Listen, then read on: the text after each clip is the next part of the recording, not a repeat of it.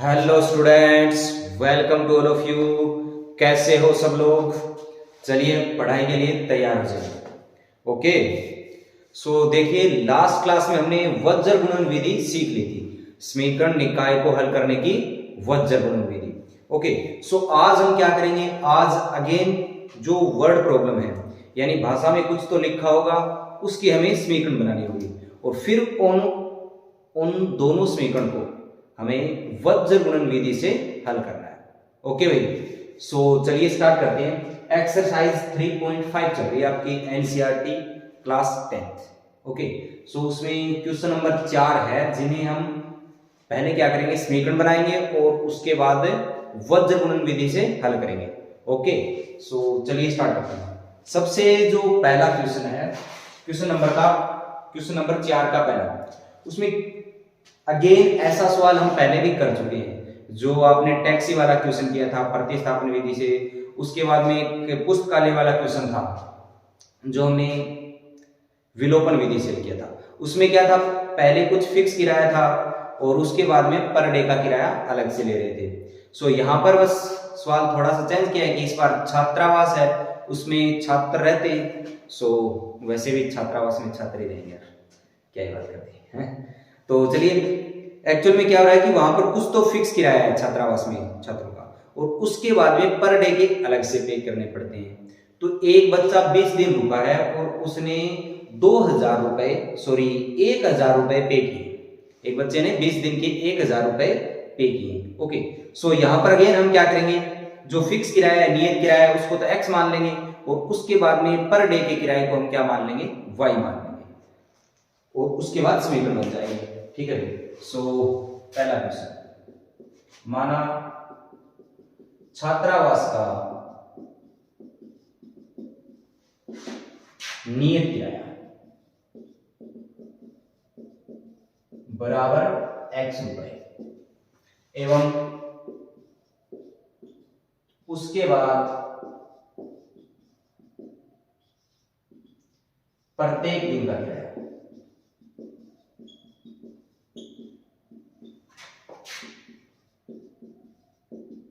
बराबर y।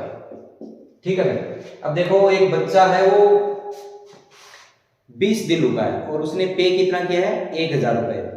तो उसने कुल मिला के कैसे पे किया है, कुछ तो जो फिक्स राशि है वो, यानी x रुपए तो उसने दिए ही दिए, प्लस में एक दिन का किराया कितना है, y रुपए। तो 20 दिन का कितना हो जाएगा, 20y। तो उसने कुल मिला के x प्लस 20y रुपए दिए।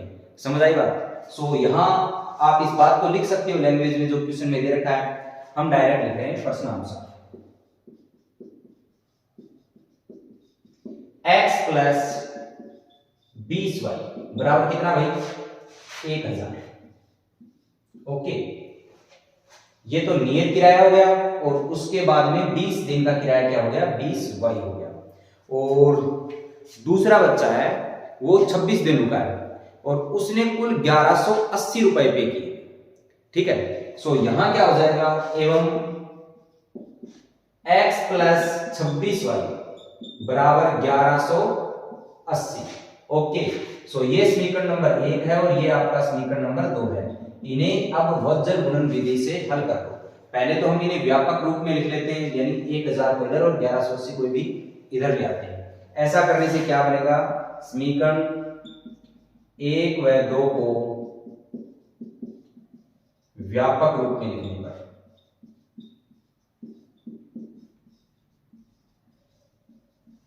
ऐसा करने से क्या बन जाएगा, x प्लस 20y माइनस 1000 बराबर 0, समीकरण नंबर 3।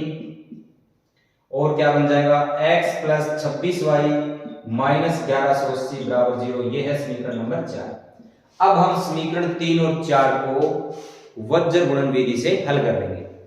ओके, सो समीकरण 3 व 4 को वज्र गुणन विधि से हल करने पर। ओके, सो कल बताया था कैसे करेंगे। यहां पर आप लिखो x, उसके बाद यहां लिखो y, एक बार फिर से समझ लो, और यहां लिखो 1। ठीक है भाई, अब सबसे पहले यहां y के गुणांक से शुरू करो। और y का जो गुणांक है उसको कहां लिखना है, यहां x के बिल्कुल नीचे नहीं, थोड़ा साइड में। उसके बाद में इन दोनों के बीच में हमें लिखना है अचर पद। फिर यहां पर x का गुणांक वो 1 है और उसके बाद में वापस 20। वापस से यहां से शुरू करो, 26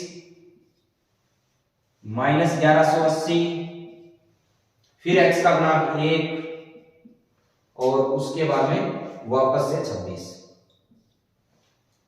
अब क्या लिखेंगे, अब यहां ये वाले गुणा पहले,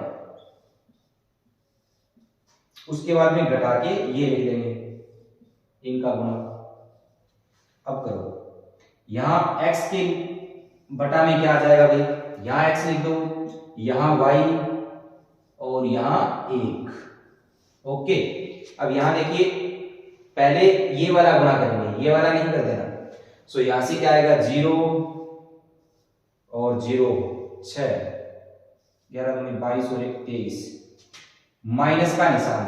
अब इनका गुणा 26 गुणा माइनस 1000, तो 26 को आप माइनस 1000 से गुणा करो, या एक स्टेप में चलो लिख देते हैं, आप लोग समझने में ठीक रहेगा आपके। सबसे पहले हमने क्या किया है, 20 गुणा माइनस 1180 एंड माइनस 26 गुणा माइनस का 1000। Okay, this into this minus this into this. Again यहां क्या करेंगे, माइनस के 1000 को 1 से गुणा, सो यहां आ जाएगा माइनस 1000 और 1 माइनस, यहां क्या आएगा, ये माइनस लिखा हमने विधि के हिसाब से, और यहां लिखेंगे माइनस के 1180, सो ये आ गया माइनस का 1180 एंड यहां पर 1। ओके, और यहां फिर 1 गुणा 26 माइनस 1 गुणा 20। ठीक है भाई, इसको पूरा सोल्व कर देते हैं, उसके बाद हम समीकरण बनाएंगे। आगे देखिए क्या आएगा, x बटा कितना बनेगा, वो बन गया 0 0 23 6 0 0। ओके, और यहां पर ये देखिए, ये तो माइनस का आएगा, सॉरी पहला दिख रहा है, ये माइनस के 1180 और ये प्लस के 20 है, और यहां माइनस और माइनस ये प्लस के बन जाएंगे 26000, 1000 को 26 से गुणा कर दिया, फिर बराबर का निशान, और यहां y के नीचे क्या आएगा, ये 1000 बनेंगे माइनस के, और प्लस का कितना आएगा भाई 1180, बिकॉज माइनस एंड माइनस, सो इसको हमने लिख दिया 1180 बराबर 1 बटा, यहां आएगा 26 माइनस 20। Okay, 26 minus 20। अगेन इसको थोड़ा और सॉर्ट कर लेते हैं, यह आ गया x बटा, यहां से कितना आएगा 0 0 4 और 2 2400, प्लस का आएगा, ये वाला नंबर बड़ा है, फिर बराबर y बटा 180 एंड 1 बटा 6। अब इसके बाद में क्या बताया था, x के मान के लिए तो इन दोनों को बराबर कर दो, और y के मान के लिए इन दोनों को बराबर कर दो, सो यहां से क्या आ जाएगा, x बटा 2400 बराबर 1 बटा 6, वजन गुणा करो, 6x बराबर 2400, और यहां से x बराबर क्या आ गया 2400 बटा 6, तो ये आ गया 6 चौके 24 400, सो x का मान आ गया 400, और y के लिए इन दोनों को बराबर करो, यहां से क्या आएगा, एवं y बटा 180 बराबर 1 बटा 6, अगेन 6y बराबर 180 एंड यहां से y बराबर आ जाएगा 180 बटा 6, और ये आ जाएगा 6 की 18 30। ठीक है भाई, सो x का मान तो क्या आ गया 400 और y का मान आ गया 30, यानी जो हॉस्टल है वो 400 रुपए, तो उनका क्या है नियत किराया है, और उसके बाद में प्रतिदिन का किराया कितना है 30 रुपए है। अगर एक बच्चा है मान लो 2 दिन रहा, तो उसे कितने रुपए पे करने पड़ेंगे, 400 प्लस 30 दूनी 60, 460 रुपए। ओके, आ गया समझ में। चलिए नेक्स्ट,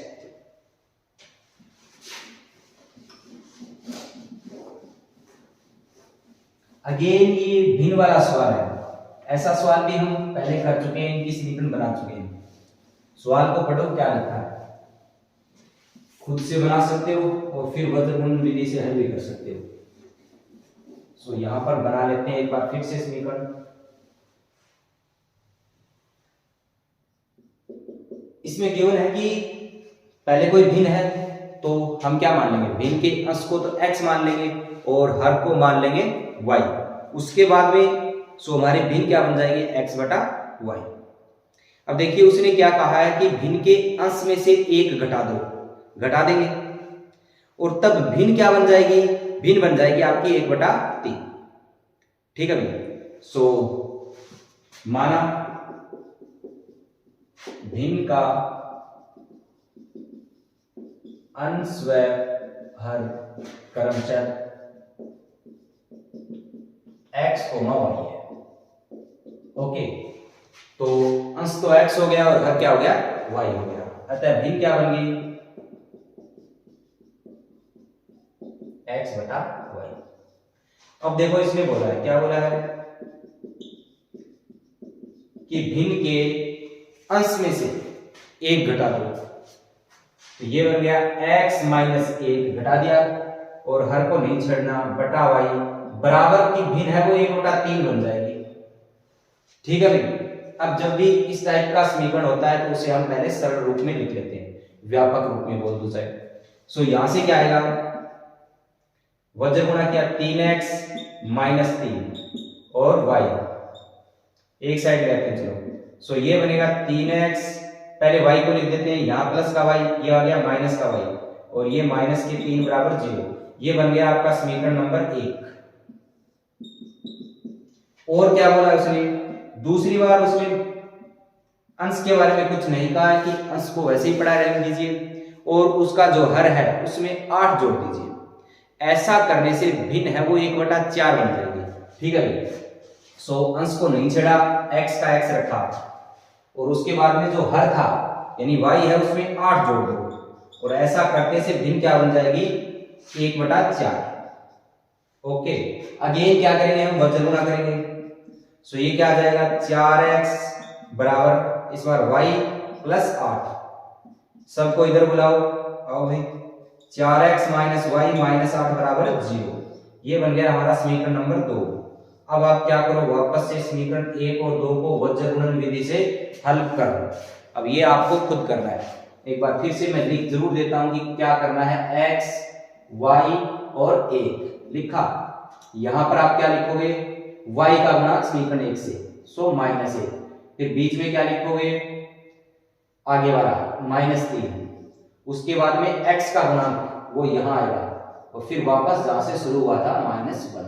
ओके, फिर समीकरण 2 से देखो, यहां पर क्या है, y का गुणांक लिखो पहले। सो ये भी -1 है। ठीक है भाई।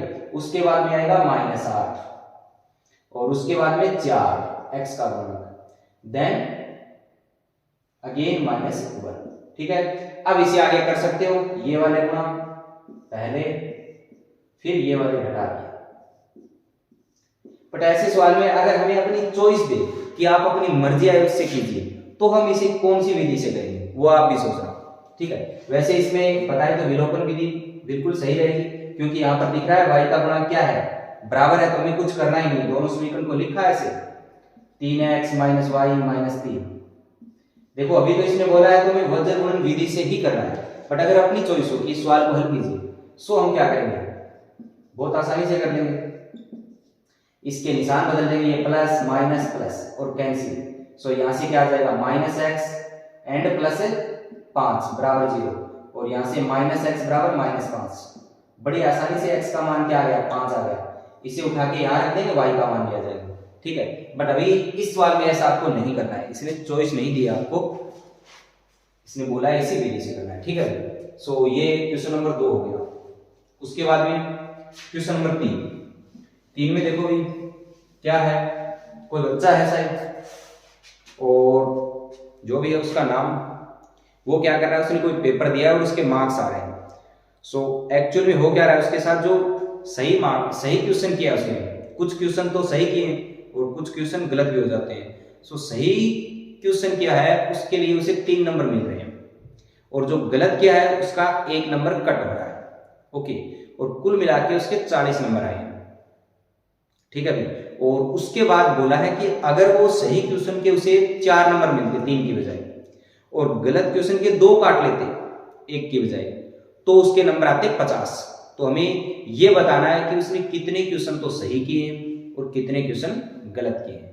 ठीक है, सो चलिए करते हैं इसे।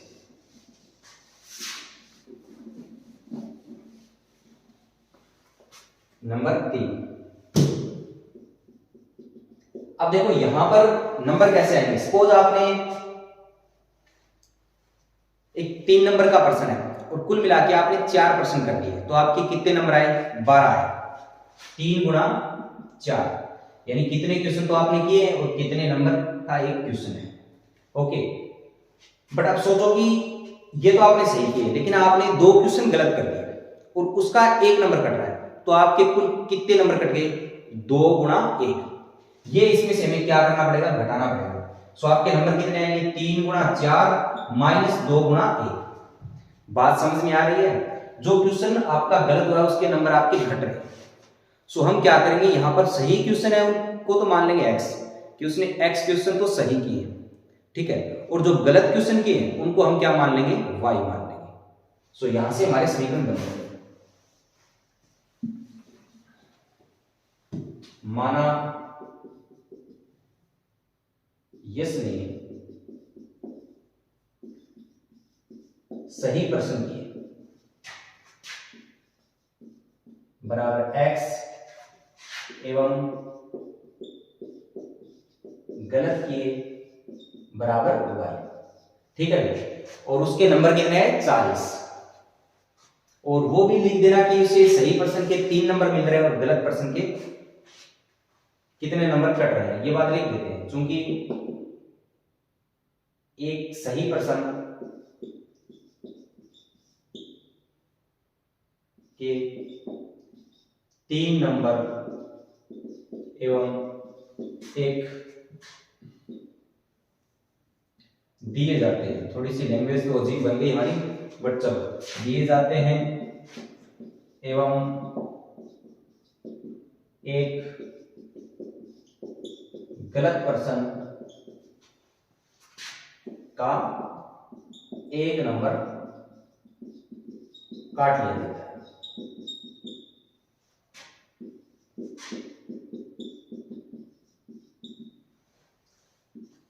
और यस को नंबर कितने मिले? 40, क्योंकि यस ने कुल 40 नंबर प्राप्त किए। ओके, अब देखो, अब समीकरण क्या बनेगा? उसने x पर्सन सही किए और एक सही पर्सन 3 नंबर का है, तो कुल कितने नंबर हो गए? 3x। ठीक है भाई, 3 गुणा x, अतः हम क्या लिख सकते हैं? 3x।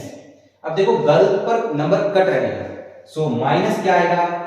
एक गलत नंबर है वो 1 नंबर का है, और कुल उसने कितने किए हैं? y। सो कुल मिला के उसके कितने नंबर कट जाएंगे? y गुणा 1। सो यहां हम क्या लिख देंगे? y बराबर कितने नंबर आए उसके? 40। ये बन गया समीकरण नंबर 1। एवं अब दूसरी बात मैं लिख नहीं रहा हूं। दूसरी बार अगर ऐसा होता कि जो सही पर्सन है वो 4 नंबर का होता और गलत पर्सन है, ऐसा करने पर उसके 2 नंबर कट कर लिए जाते, तो क्या होता? तो ये कहानी आप लिख देना। ओके, अतः क्या होता है इस केस में? हम लिखते 4x और माइनस है 2y, बिकॉज y पर्सन उसने गलत किए हैं और एक गलत पर 2 नंबर कट रहे हैं, तो कुल मिला के उसके कितने नंबर कट गए? 2y, इसलिए माइनस के साथ लिख दिया। और उसके नंबर आते 50। पहले उसके 40 आ रहे थे, अब ऐसा करने से 50 आ रहे हैं। बस 2 समीकरण बन गए। समीकरण बनाने के बाद आपको सवाल आना चाहिए, बिकॉज यहां से हम इस समीकरण को तो क्या लिख लेंगे? एक बार आप लिख लेना समीकरण 1 और 2 को व्यापक रूप में लिखने पर। यहां तो आप इसे क्या लिख लोगे? 3x माइनस वाई माइनस 40 बराबर 0। ये समीकरण नंबर 3। और यहां से आप क्या बना लोगे?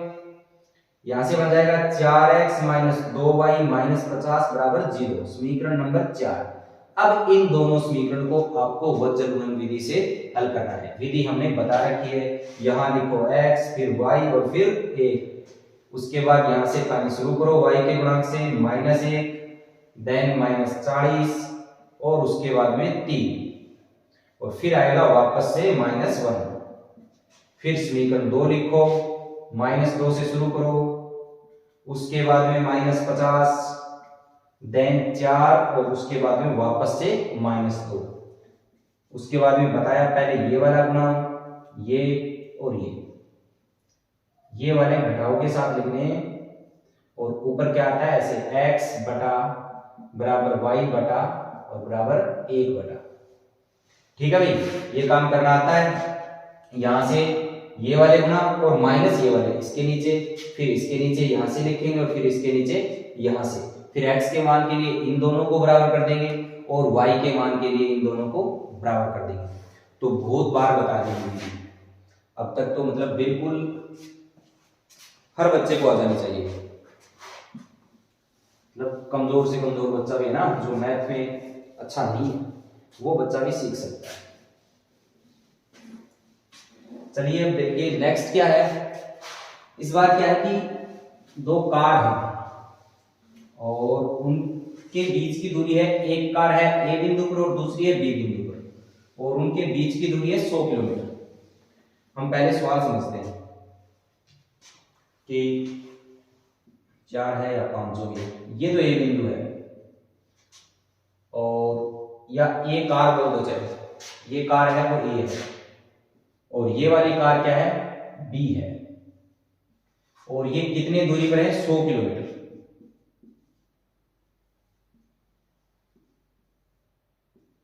अब पहली बार तो हो क्या रहा है कि ये एक ही दिशा में चल रही है, दोनों कार एक दिशा में चलेंगी और 5 घंटे बाद मिल जाएंगी। ठीक है भाई, ये बात समझ आई क्या? मतलब एक कार बी आगे है, ए उसके पीछे है, तो हो सकता है कि स्पीड ज्यादा है, हो सकता है क्या ज्यादा ही होगी, तभी वो कुछ दूर चलने के बाद मिलेंगे।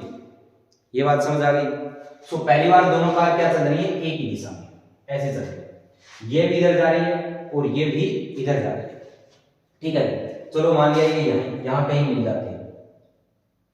तो ऐसे केस में आप देखो कि इस कार ने कितनी दूरी तय की और इस कार ने कितनी दूरी तय की। हम क्या मान लेंगे, इस कार की चाल को मान लेंगे, माना कार ए की चाल बराबर x किलोमीटर पर आवर है, प्रति घंटा क्या है x किलोमीटर चलती है, और जो कार B है एवं कार B की चाल y किलोमीटर पर आवर है। ओके, अब आप ये देखो कि 5 घंटा में ए कार है वो कितनी चल जाएगी, 5 घंटे में ए कार है वो कितनी दूरी तय करेगी, तो वो क्या आ जाएगा 5x आ जाएगा, क्योंकि दूरी बराबर क्या होता है 4 गुना समय। तो कार ए द्वारा 5 घंटे में तय दूरी बराबर क्या 5x किलोमीटर।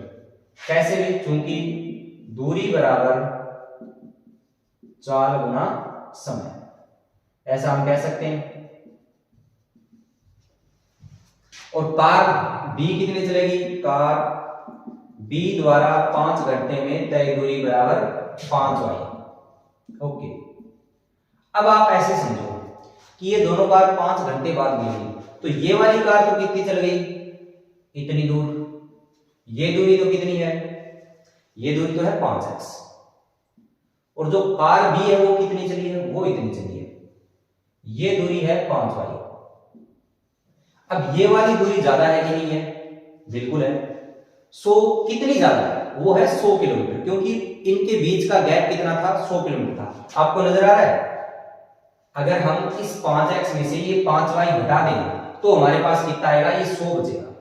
ये बात समझ आएगा, ये कार चली है 5x और ये कार चली है 5y, तो कुल मिला के ये वाली कार इससे 100 किलोमीटर ज्यादा चली है, यहां तक पहुंचे। सो ये दूरी तो 5y है और ये दूरी कितनी है 100 किलोमीटर। ओके, सो हम क्या कह सकते हैं कि 5x में से अगर मैं 5y घटा दूं, या आप ऐसे समझ लो, अगर घटाओ से समझ में नहीं आता है तो समझो कि ये पूरी दूरी कितनी है 5x, तो हम क्या लिख सकते हैं 5x बराबर 100 प्लस 5y, ये कार कितनी चली 5y, तो हम इसे लिख देंगे 100 प्लस 5y। ओके, अब इसे एक साइड लगाओ, यहां से हम क्या लिखेंगे 5x माइनस 5y माइनस 100 बराबर 0।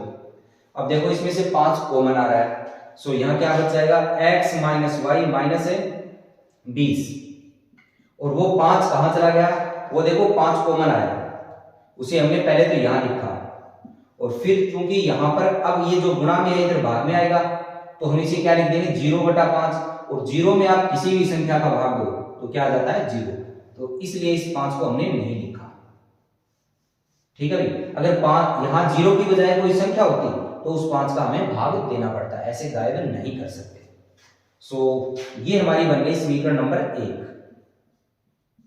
ठीक है, अब दूसरी बार क्या हो रहा है, दूसरी बार हो रहा है कि वो विपरीत दिशा में चल रही है और 1 घंटे बाद मिल जाती है। सो इस बार इसकी मैं भाषा नहीं लिख रहा हूं, ये आप लिख देना, दोनों कार विपरीत दिशा में चलती हैं, विपरीत दिशा में चलती हैं एवं 1 घंटे बाद मिल जाती है, मुलाकात हो जाती है उनमें, 1 घंटे बाद मिलती है। ओके भाई, कहां थी कि तुम, चलिए तो इस बार देखो कैसे होगा, ये वाली कार ए है और ये वाली कार बी है, तो ये चली इधर, ये चली इधर, सो सपोज ये यहां पर मिल गई, तो इस बार ये कितनी दूर चली है, तो दूरी बराबर क्या होता है 4 गुना समय, सो इस बार समय तो 1 घंटा है, तो x को 1 से गुणा करेंगे क्योंकि इसकी चाल क्या है x, सो ये दूरी आएगी x किलोमीटर, और ये कितनी चली, ये इतनी चली, ये कितनी चली भाई y किलोमीटर। इस बार आपको क्या नजर आ रहा है कि अगर हम इन दोनों को जोड़ दें, ये x चली है ये y चली है, तो कितना आएगा 100 आएगा, ये बात समझ आएगी, x ये चलिए ये y चलिए, कुल मिला के ये दूरी तो 100 किलोमीटर कवर होगी ना, सो यहां से हम क्या लिखेंगे x प्लस वाई बराबर 100, और यहां से इसको इधर ले आओ माइनस 100 बराबर 0, सो ये हमारा समीकरण 1 था और ये समीकरण नंबर बन गया 2। अब इसे आप कौन सी विधि से हल कर लोगे, वज्र गुणन विधि से। इसे आप दोबारा एक्सप्लेन नहीं करेंगे हम विधि को, अगर समझ नहीं आई है तो पीछे वाला सवाल देख लो, फिर समझ नहीं आई है तो उससे पीछे वाला सवाल देख लो, फिर समझ नहीं आई है तो उससे पीछे वाला सवाल देख लो, अगर फिर समझ नहीं आई है तो उससे पहले वाला वीडियो देख लो, और फिर समझ नहीं आई है तो यही काम दोबारा कर लो, पीछे वाला सवाल, पीछे वाला सवाल, ओके, फिर पीछे वाला वीडियो, समझ आ जाएगी। ठीक है भैया, अब देखिए नेक्स्ट लास्ट क्वेश्चन है, उसमें क्या लिखा है कि एक आयत है और उस आयत का, आपको पता है ना आयत का वैसे क्षेत्रफल क्या होता है, लंबाई गुणा चौड़ाई होता है। ओके, सो ये क्या कर रहा है कि आयत के क्षेत्रफल में से, यानी लंबाई को तो 5 कम कर रहा है, 5 इकाई कम कर दिया, और जो चौड़ाई है उसे 3 से बढ़ा दिया, तो उसका क्षेत्रफल चेंज हो जाएगा। ये बात समझ आ रही है ना, अगर आयत की लंबाई और चौड़ाई को हम चेंज कर रहे हैं तो क्षेत्रफल जरूरी नहीं है चेंज हो जाए, बट इस केस में हो रहा है ऐसा करने से। ओके, सो यहां पर x माइनस 5 कर देंगे हम, पहले अगर लंबाई को x मान लिया तो नई लंबाई क्या हो जाएगी 5 किलोमीटर, 5 मीटर या 5 इकाई कम करने पर क्या हो जाएगी x माइनस 5, और चौड़ाई को 3 से बढ़ा दिया, सो वो क्या हो जाएगी y प्लस 3, और ऐसा करने से जो क्षेत्रफल हुआ है वो 9 कम हो गया। ये बात समझ आई क्या, इसको बुक से समझो एक बार पहले।